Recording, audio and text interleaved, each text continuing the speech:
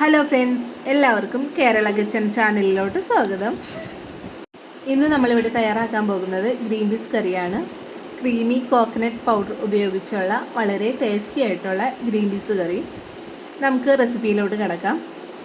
തലേ ദിവസം രാത്രി കുതിരാനിട്ട ഗ്രീൻ പീസാണ്. പിറ്റേ ദിവസം രാവിലെയാണ് കറി ഉണ്ടാക്കുന്നത്. നന്നായി കുതിർന്ന് വന്നിട്ടുണ്ട്. അത് നന്നായി കഴുകി നമുക്ക് കുക്കറിൽ വേവിക്കാം. ഗ്രീൻ പീസും ആവശ്യത്തിന് വെള്ളവും അതിലോട്ട് ആവശ്യമായിട്ടുള്ള ഉപ്പും 1/2 സ്പൂൺ മഞ്ഞൾപ്പൊടിയും ചേർത്ത് നമുക്ക് 4 വിസിൽ വരുന്നത് വരെ ഗ്രീൻ പീസ് വേവിച്ചെടുക്കാം. ആ സമയം കൊണ്ട് നമുക്കിതിലോട്ട് ആവശ്യമായ ചേരുവകൾ ഒരുക്കി വയ്ക്കാം. അതിനായിട്ട് ഒരു സവാളയാണ് എടുത്തിട്ടുള്ളത്. സവാള നന്നായി കഴുകിയ ശേഷം ചെറിയ കഷ്ണങ്ങളാക്കി അരിഞ്ഞെടുക്കാം. ചോപ്പർ ഉള്ളവർക്ക് അതുപയോഗിച്ച് സവാള അരിഞ്ഞെടുക്കാവുന്നതാണ്.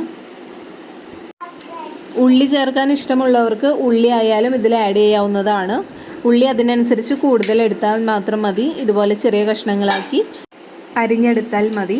ഇതിലോട്ട് ഞാൻ 2 പച്ചമുളകാണ് ചേർത്തിട്ടുള്ളത്. എരിവുള്ള പച്ചമുളകാണ്. ഇതിലോട്ട് ഒരു ചെറിയ കഷ്ണം ഇഞ്ചി, അതുപോലെ 10 ചുളയോളം വെളുത്തുള്ളി ചതച്ചത്, ഇതെല്ലാം നമുക്ക് ഒരുക്കി വയ്ക്കാം. വേവിക്കാൻ വെച്ചിട്ടുള്ള ഗ്രീൻ പീസ് റെഡി ആയിട്ടുണ്ട്. 4 വിസിൽ വന്ന് അതിൻ്റെ പ്രഷറെല്ലാം പോയിട്ടുണ്ട്. നമുക്കത് ഓപ്പൺ ചെയ്ത് നോക്കാം. നല്ല രീതിയിൽ ഗ്രീൻ പീസ് വെന്ത് വന്നിട്ടുണ്ട്. നമുക്കതിനെ മാറ്റി ഒരു കടായി വയ്ക്കാം. കടായിലോട്ട് വെളിച്ചെണ്ണ ഒഴിച്ചു കൊടുക്കാം. നന്നായി ചൂടായ ശേഷം അതിലോട്ട് 1 സ്പൂൺ പെരിഞ്ജീരകവും 2 കറുകപ്പട്ടയും മിക്സ് ചെയ്യാം. പിന്നെ നമ്മൾ തയ്യാറാക്കി വെച്ചിട്ടുള്ള സവാള, ഇഞ്ചി, വെളുത്തുള്ളി, കറിവേപ്പില, പച്ചമുളക് ഇവ ആഡ് ചെയ്ത് കൊടുത്ത് നമുക്ക് നന്നായി മൂത്ത് വരുന്നത് വരെ ഇളക്കി കൊടുക്കാം.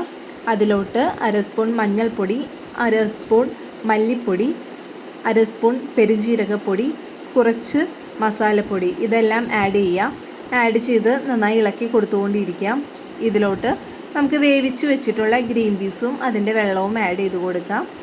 നമുക്ക് മധുരത്തിന് ആവശ്യമായിട്ട് 1/2 സ്പൂണോളം പഞ്ചസാര ആഡ് ചെയ്ത് കൊടുക്കാം. ഇതിലോട്ട് ഞാനിവിടെ എടുത്തിട്ടുള്ളത് ക്രീമി കോക്കനട്ട് പൗഡറാണ്. അത് നമുക്ക് വെള്ളത്തിൽ അലിയിക്കേണ്ട ആവശ്യമില്ല, കാരണം ഇതിൽ അത്യാവശ്യം വെള്ളമുണ്ട്. ഞാൻ ഡയറക്റ്റാണ് ഈ പൊടി മിക്സ് ചെയ്യുന്നത്.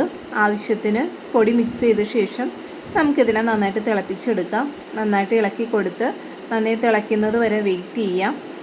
ആരും ഇതുവരെ ചെയ്യാത്തൊരു റെസിപ്പിയാണ്. നിങ്ങൾ മസ്റ്റായിട്ട് വീട്ടിലിത് ട്രൈ ചെയ്ത് നോക്കണം. വളരെ ടേസ്റ്റിയാണ്. നമുക്കിത് നന്നായി തിളച്ച് വന്ന ശേഷം ഇതിലോട്ട് കുറച്ചുകൂടി മസാല ചേർക്കാം. ഗരം മസാലയാണ് ചേർത്തിട്ടുള്ളത്. നന്നായി ഇളക്കി നമുക്ക് ഫ്ലെയിം ഓഫ് ചെയ്യാവുന്നതാണ്.